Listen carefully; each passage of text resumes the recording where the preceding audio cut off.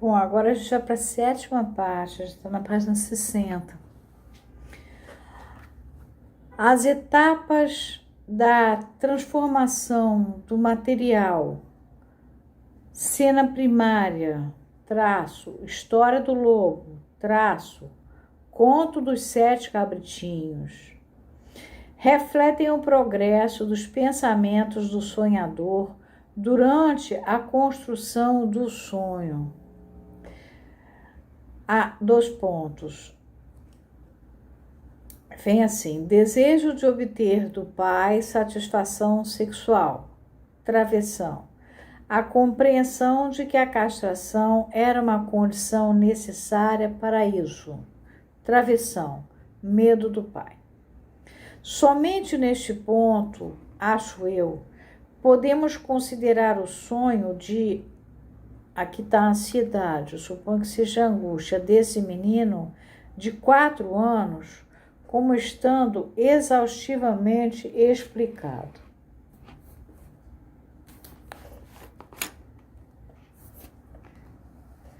Nota: agora que conseguimos fazer uma síntese do sonho, tentaremos uma avaliação ostensiva das relações entre o conteúdo manifesto do sonho e os pensamentos oníricos latentes. Conteúdo manifesto é o que aparece. Os pensamentos. Onírico é que é do sonho, oneiroso é sonho, né? Oneiron é latente, é o que está por baixo. Conferir a síntese de O Primeiro Sonho de Dora, de 1905, da Standard Edition, volume 7, página 85. Aí vem aqui. Era noite e eu estava deitado na cama. A segunda parte é o começo da reprodução da cena primária. Era noite, é uma distorção do eu estivera dormindo.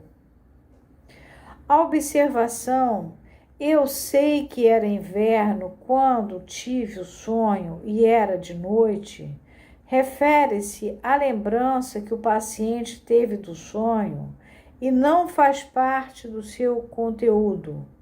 É correta, pois foi numa das noites que antecederam seu aniversário, isto é, o dia de Natal. De repente, a janela abriu-se sozinha. Isso deve ser traduzido: de repente, acordei por mim mesmo, uma lembrança da cena primária. E agora, a influência da história do lobo, na qual o lobo salta através da janela, está se fazendo sentir como um fator de modificação e transforma uma expressão direta em uma plástica. Ao mesmo tempo, a introdução do elemento janela serve ao propósito de proporcionar uma referência contemporânea ao conteúdo subsequente do sonho. Na véspera de Natal, a porta abre-se de repente e a pessoa vê-se diante de uma árvore com os presentes. Aqui, portanto, a influência da verdadeira expectativa do Natal, que compreende o desejo de satisfação sexual, está se fazendo sentir. A grande nogueira é uma árvore muito comum naquelas terras, e os móveis são belíssimos de nogueira. Representa a árvore de Natal e pertence, portanto, à situação presente. Mas é também a árvore da história do lobo, na qual o alfaiate se refugia da perseguição e sob a qual os lobos ficam à espreita. Além do mais, como já consegui contentar-me muitas vezes, uma árvore alta é um símbolo da observação, da escopofilia. Uma pessoa em cima de uma árvore pode ver tudo o que está acontecendo abaixo dela e não pode ser vista. Compare-se à conhecida história de Boccaccio e as facetia semelhantes. Os lobos, o número deles, 6 ou 7, na história do lobo, era um bando deles, não havia referência a número. A fixação ao número demonstra a influência do conto de fadas dos 7 cabritinhos, 6 dos quais eram devorados. O fato de o número 2 da cena primária ser substituído por um número maior, que seria absurdo na cena primária, é bem recebido pela resistência como um meio de deformação.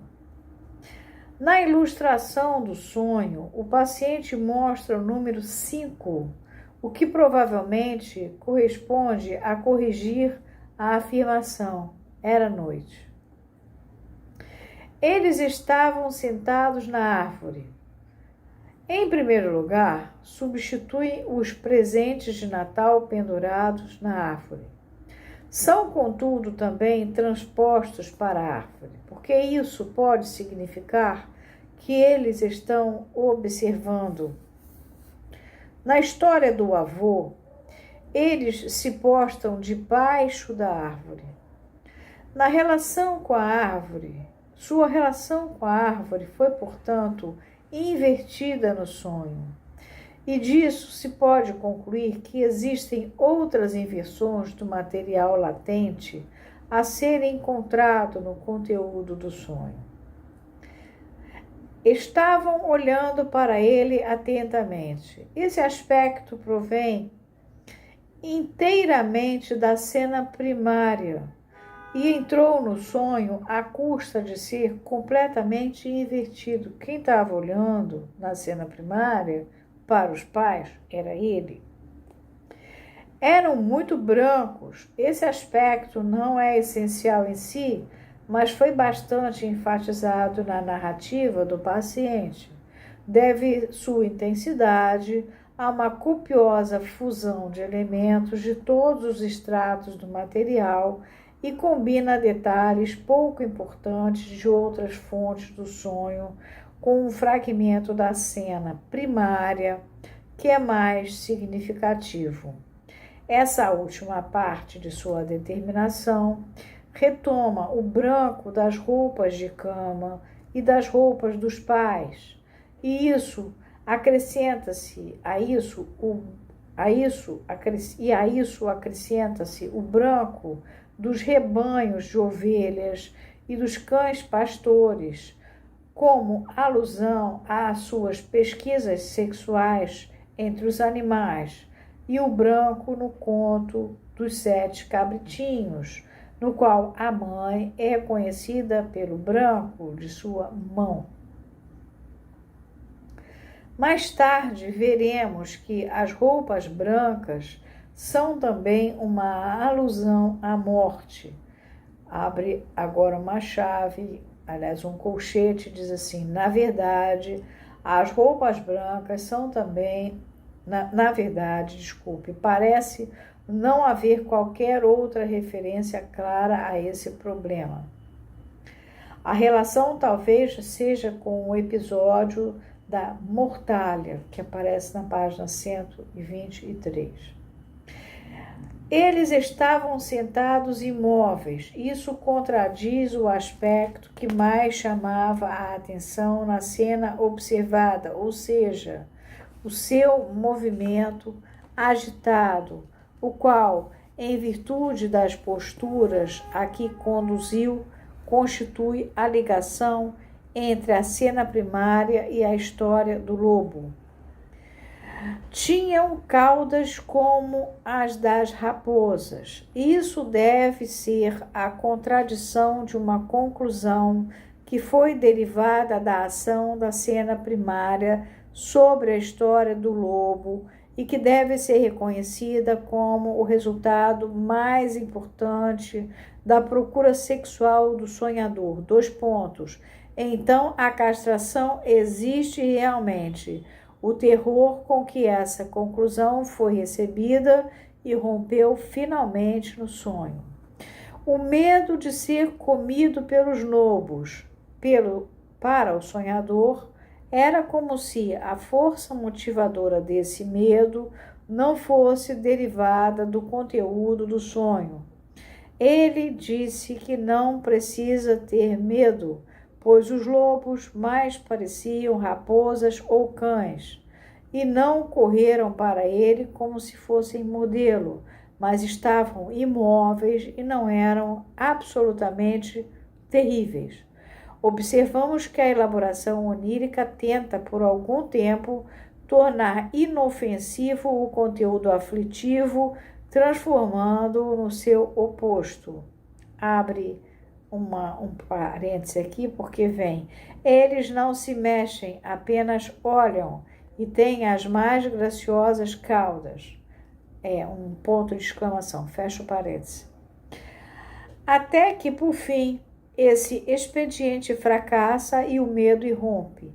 Expressa-se com o auxílio do conto de fadas, no qual as crianças cabritos são devoradas pelo pai lobo. Essa parte do conto de fadas pode talvez ter atuado no sentido de lembrar as ameaças feitas por brincadeiras pelo pai do menino enquanto brincava com ele, de modo que o medo de ser devorado pelo lobo pode ser uma reminiscência, bem como um substituto por deslocamento. Os desejos que atuam como forças motivadoras nesse sonho são óbvios. Primeiro, existem os desejos superficiais do dia de que o Natal, com os seus presentes, já tenha chegado, um sonho de impaciência e, acompanhando esses, há o desejo mais profundo, então permanentemente presente, de obter do pai satisfação sexual. Esse desejo é imediatamente substituído pelo de ver outra vez o que foi então tão fascinante. O processo mental continua, pois, o seu caminho. Partindo da satisfação desse último desejo, com a inovação da cena primária, passa para o que se tornava então inevitável, a rejeição desse desejo e a sua repressão. Recalque na realidade. A elaboração e o caráter difuso desse comentário foram-me forçados pela tentativa de oferecer ao leitor algo equivalente ao poder convincente de uma análise. Talvez sirva também para desencorajar o leitor de pedir a publicação de análises que se estendam por vários anos. Aqui termina a nota e a gente para aqui também, que ficou enorme. Freud trabalhou o sonho da maneira como Freud trabalha, completamente diferente de Jung. A gente não pode esquecer que Jung está aqui na mesma época. Leiam Psicologia e Alquimia que vocês vão entender o que eu estou falando. Um para o outro completamente diferente.